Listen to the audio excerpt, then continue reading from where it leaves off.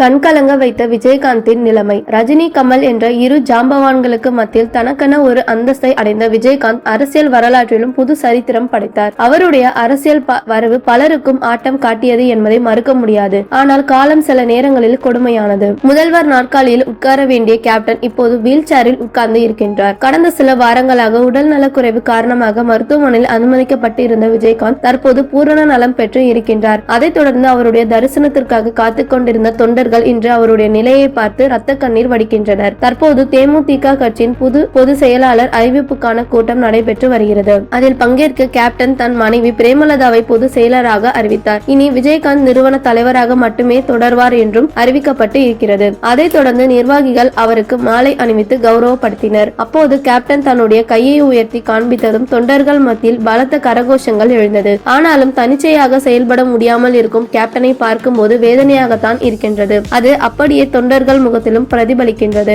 அதிலும் வீல் சேரில் உட்கார முடியாமல் அவர் சரிந்து விழப்போகும் போது சுற்றி இருந்தவர்கள் அவரை பிடித்து உட்கார வைத்தனர். இந்த நிகழ்வுகள் அனைத்தும் இப்போது சோசியல் மீடியாவில் வைரலாகி வருகிறது. அரசியல் தலைவர்களுக்கு வாழ்த்து தெரிவித்த விஜய். அம்மா மக்கள் முன்னேற்ற கழகத்தின் பொது செயலாளரும் முன்னாள் எம்பியும் எம்எல்ஏவும் டிடிவி தினகரன் தனது 60வது பிறந்த நாளை கொண்டாடினார். அவரது பிறந்த நாளுக்கு முக்கிய அரசியல் தலைவர்கள் பலரும் வாழ்த்து தெரிவித்து உள்ளனர். தனது பிறந்த நாளில் வாழ்த்துக்களை தெரிவித்த அனைவருக்கும் மனமார்ந்த நன்றி தெரிவித்துக் கொள்வதாக அமமுக பொதுச் செயலாளர் டிடிவி தினகரன் கூறியுள்ளார். அரசியல் தலைவர்கள் பலர் டிடிவி தினகரனுக்கு வாழ்த்து தெரிவித்து உள்ள நிலையில் நடிகர் விஜயும் தினகரனுக்கு வாழ்த்து தெரிவித்து உள்ளது அனைவராலும் கவனிக்கப்பட்டு உள்ளது. ஏற்கனவே விசிக தலைவர் திருமாவளவன், பாமக தலைவர் அன்புமணி ராமதாஸ், நாம் தமிழர் கட்சியின் தலைமை ஒருங்கிணைப்பாளர் சீமான் ஆகியோரும் விஜய் பிறந்தநாள் வாழ்த்துக்களை தெரிவித்திருந்தனர். நடிகர் விஜய் விரைவில் அரசியலில் இறங்க போகிறார் என அவரது ரசிகர்கள் கூறி வரும் நிலையில் விஜயின் செயல்பாடுகள் அதை உறுதிப்படுத்தும் விதமாகவே அமைந்து வருகின்றன. அரசியல் தலைவர்களின் பிறந்த நாளுக்கு விஜய் போனில் வாழ்த்து கூறி வருவது